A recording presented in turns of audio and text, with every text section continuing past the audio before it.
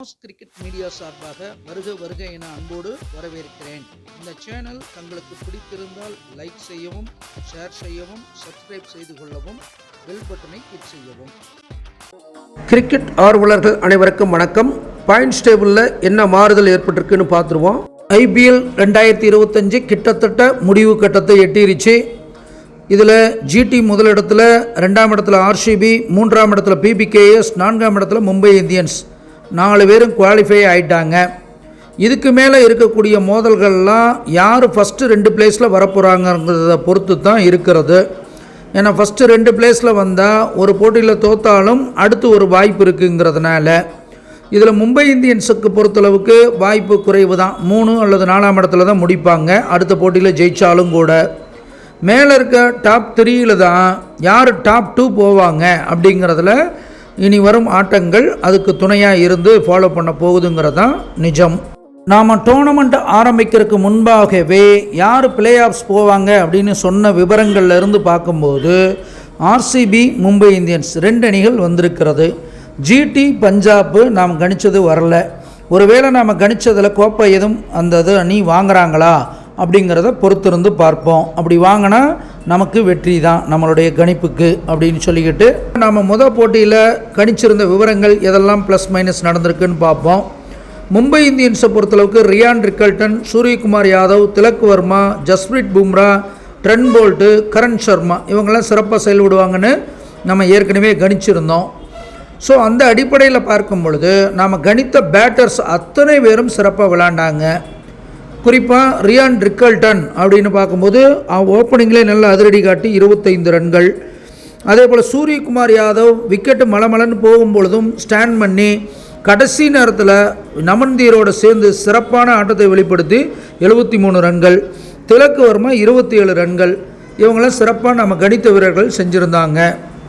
அதே போல் மும்பை இந்தியன்ஸில் நம்ம கணித்த வீரர்கள் ஜஸ்பிரீத் பும்ரா 3.2 ஓவரில் 3 விக்கெட்டு, கரண் சர்மா 3 ஓவரில் 1 விக்கெட்டு, ட்ரெண்ட் போல்ட்டு 4 ஓவரில் 1 விக்கெட்டு எடுத்திருந்தார்.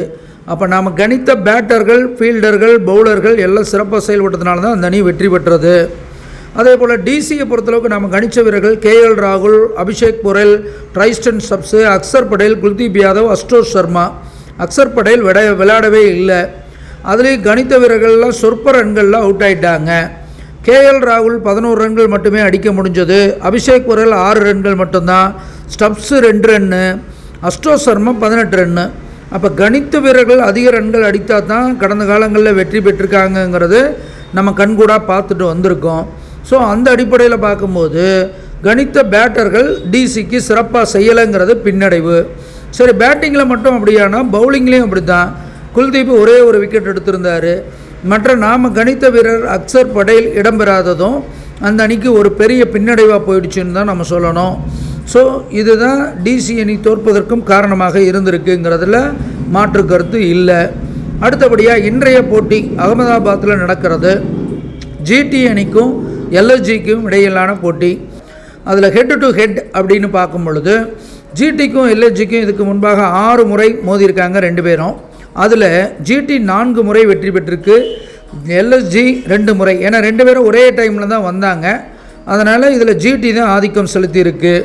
ஜிடியோடைய அதிகபட்ச ரன் 227, எல்எஸ்ஜியோட அதிகபட்ச ரன் 186.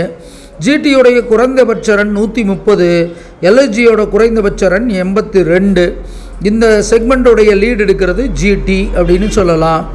அடுத்து ஜாமக்கோல் பிரசன்னத்தை பொறுத்தளவுக்கு எப்படி இருக்குது அப்படின்னு பார்த்தீங்கன்னா, ஜாமக்கோல் ஸ்தான அதிபதி ஜிடிக்கு புகராக வர்றார். புகர் 10ஆம் இடத்துல உட்கார்ந்துருக்கு, பகை பெற்றிருக்கிறது கொஞ்சம் சங்கடம். இருந்தாலும் எல்எஸ்ஜியோடைய அதிபதி சேய் பார்த்திங்கன்னா பாக்கியஸ்தானத்தில் நட்பில் இருக்கிறது கொஞ்சம் பலமாக காமிக்குது. ஆனாலும் எல்ஐசி தலைமையில் மதி உட்காந்து மந்தன் வர்றதுனால குழப்பமாயிடுவாங்க. அதே போல் ஜிடியுடைய தலைமையில் பொண்ணு உட்காந்துருக்கிறது நல்லது. லாபாதிபதி அப்படின்னு பார்க்கும்போது அவங்களுக்கும் பகை வீட்டில் இருக்குது. கொஞ்சம் குழப்பங்கள் 2 அணிகளுக்கும் இருந்தாலும் கூட ஜிடி தன்னுடைய பங்கினை விட்டு கொடுக்காமல் விளையாடுறதுக்கு நல்ல அமைப்பு இருக்குது. ஸோ இந்த செக்மெண்ட்டுடைய வின்னராக ஜிடி கருதப்படுகிறது. அடுத்து நஷ்ட ஜாதகம். நஷ்ட ஜாதகத்தை பொறுத்தளவுக்கு ஜிடியுடைய அதிபதி சனி உச்ச சுக்கிரனோடு சேர்ந்திருக்கிறது பலம். அதே போல் எல்எஸ்ஜி தலை மேலே சேய் நீச்சமாக இருக்கிறது சிறப்பு இல்லை.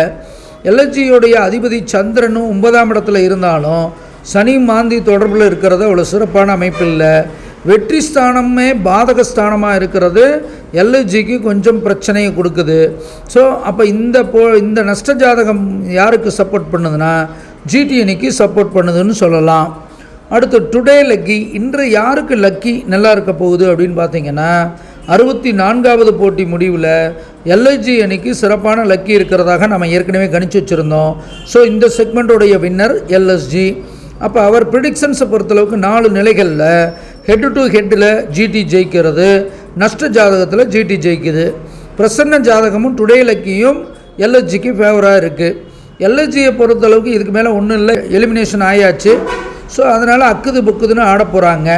அதனால் பேட்டர்கள் எல்லாமே சிறப்பாக செயல்பட போகிறாங்க எல்எஸ்ஜியில். ஆனால் பவுலிங்கில் தான் ஒரு பெரிய குறை இருக்குது. அதை பயன்படுத்தி ஜிடி வெற்றி பெறுவதற்கு அதிக வாய்ப்புகள் உண்டு இந்த போட்டியில்.